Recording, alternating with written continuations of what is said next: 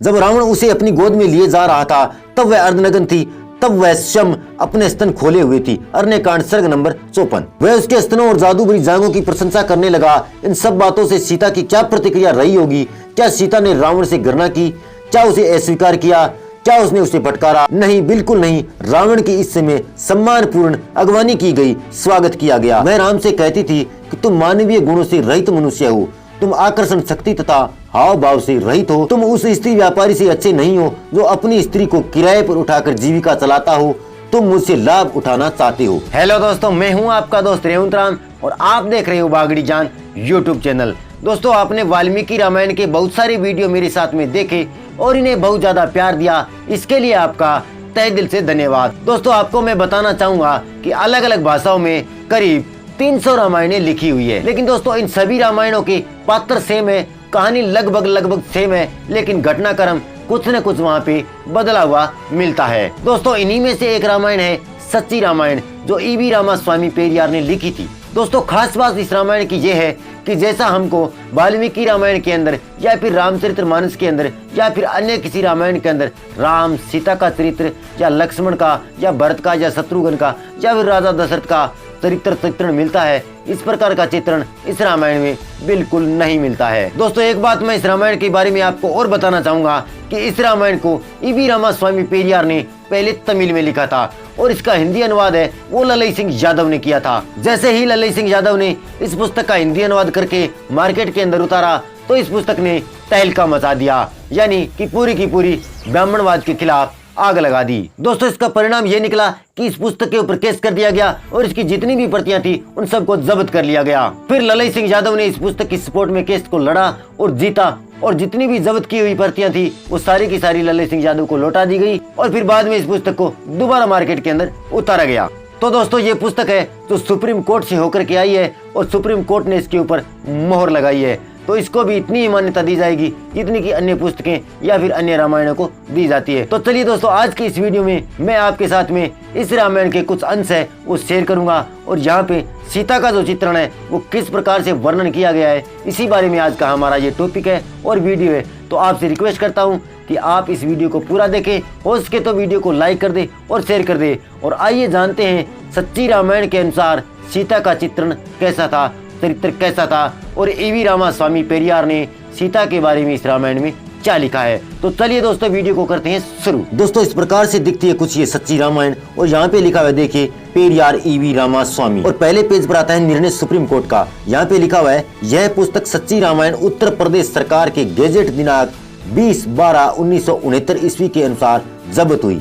निर्णय high court of judicature Allahabad दिनांक 19/1/1971 ईस्वी के अनुसार अपीलांट श्री ललई सिंह यादव की जीत हुई। अपीलांट को 300 रुपए खर्च के दिए गए।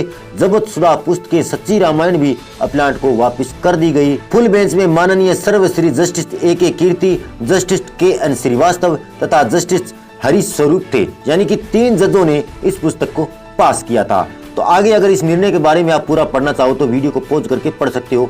मैं चलता हूं सीधा टॉपिक पर, क्योंकि आज का हमारा जो टॉपिक है वो है सीता का चरित्र इस रामायण के अनुसार क्या है। तो यहाँ पे सीता का चरित्र लिखा है दोस्तों 26 नंबर पेज पर। तो मैं सीधा चलता हूँ 26 नंबर पेज पर और वहीं से शुरू करता हूँ। यहाँ पे लिखा हुआ है, आओ अब हम सीता के चरित्र का निरीक्षण करें। संपूर्ण रामायण में मुश्किल से एक शब्द सीता की प्रशंसा में लिखा गया है। वह राम की अपेक्षा आयु में बड़ी है। उसका जन्म संदेहजनक और आपत्तियुक्त था। अयोध्या कांड सर्ग नंबर 66। वह कहती है, मैं धूल में पाई गई, इसलिए मेरे माता पिता न होने की वजह से बहुत दिनों तक कोई मुझसे प्रेम करने को तैयार न होने के कारण मेरी अवस्था बड़ी हो गई। विवाह हो जाने के पश्चात कुछ समय बाद वह भरत द्वारा अलग कर दी गई। राम ने सीता को बताया कि तुम भरत द्वारा प्रशंसा की पात्र नहीं हो। अयोध्या कांड सर्ग नंबर 26। सीता ने राम को स्वयं बताया कि मैं उस भरत के साथ नहीं रहना चाहती जो मुझसे घृणा करता है। वह अपने पति राम को सीढ़ी तथा मूर्ख कहा करती थी। वह राम से कहती थी कि तुम मानवीय गुणों से रहित मनुष्य हो, तुम आकर्षण शक्ति तथा हाव भाव से रहित हो, तुम उस स्त्री व्यापारी से अच्छे नहीं हो जो अपनी स्त्री को किराए पर उठाकर जीविका चलाता हो, तुम मुझसे लाभ उठाना चाहते हो। सीता ने यह जानकर कि राम हमेशा मेरे चरित्र के विषय में संदेह किया करता है, सीता ने कहा, राम तुम मुझे बचाने वाले हो, मैं केवल तुम्हारे प्रेम के अतिरिक्त किसी के प्रेम पर विश्वास नहीं करती हूँ। मैंने इस बात को कई बार तुम्हारे शपथ खाकर कहा है, तथापि तुम मुझ पर विश्वास नहीं करते। राम ने कहा, मैं तुम्हारी परीक्षा कर चुका हूँ। अध्याय 6 से 11। राम ने सीता को ठाट बाट और नीचता का स्मरण कर सीता से कहा कि तुम्हें अपने आभूषण उतार देने चाहिए यदि तुम मेरे साथ वनवास चलना चाहती हो। अयोध्या कांड सर्ग नंबर 30। कौशल्या जो सीता के चरित्र को जानती थी, सीता से एक सज्जन तथा सुचरित्रवती महिला की भांति आचरण करने को कहा। कभी अपने पति को अपमान न करना। सीता ने अपनी सास को असभ्यतापूर्ण उत्तर देते हुए कहा कि मैं ये सब जानती हूँ, और उसने अपने आभूषण नहीं उतारे। अयोध्या कांड सर्ग नंबर 39। जब राम और लक्ष्मण वल्कल वस्त्र धारण किए हुए थे, तब सीता ने ऐसे वस्त्र पहनने से इनकार कर दिया। अयोध्या कांड सर्ग नंबर 37। दूसरी स्त्रियों ने जो सीता के वन जाने की अनिच्छा से अवगत थी, सीता के प्रति दयालुता प्रकट की और उसे अपने साथ न ले जाकर यहीं अयोध्या में छोड़ देने की राम से प्रार्थना की। तो भी राम ने सीता को छाल के कपड़े पहनने के लिए बाध्य किया और उसे वन में साथ ले गए, जैसा कि कई दूसरे स्त्रियों के विचारों से सहमत न थी। अयोध्या कांड सर्ग नंबर 37 और 38। तथापि सीता ने दिए गए संपूर्ण परामर्श की ओर ध्यान नहीं दिया। उसने सुंदर वस्त्र और आभूषण पहने।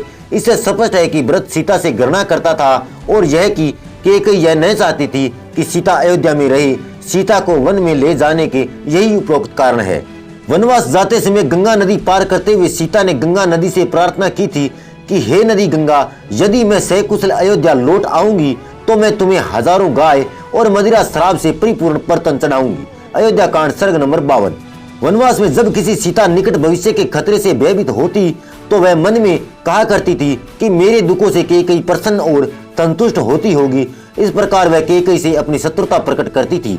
जब कभी राम सीता को न देखकर उदास होता तो लक्ष्मण कहा करता था कि तुम एक साधारण स्त्री के लिए क्यों परेशान होते हो। अयोध्या कांड सर्ग नंबर 66।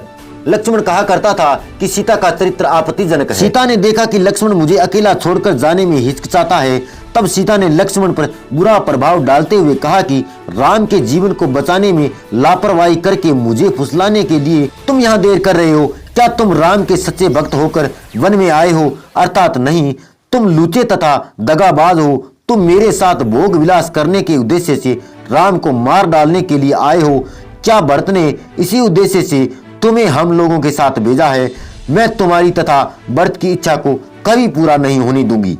जब लक्ष्मण ने सीता के प्रति मातृवत सम्मान प्रदर्शित करते हुए सीता से कहा कि तुम्हें ऐसी निर्लजता प्रकट करना शोभा नहीं देता है, तब उसने लक्ष्मण से कहा, तुम स्वावलंबी हो, तुम मेरे साथ आनंद करने के लिए साथ विश्वासघात करते हो और इस प्रकार तुम मेरा अस्तित्व नष्ट करने के लिए अवसर ढूंढ रहे हो।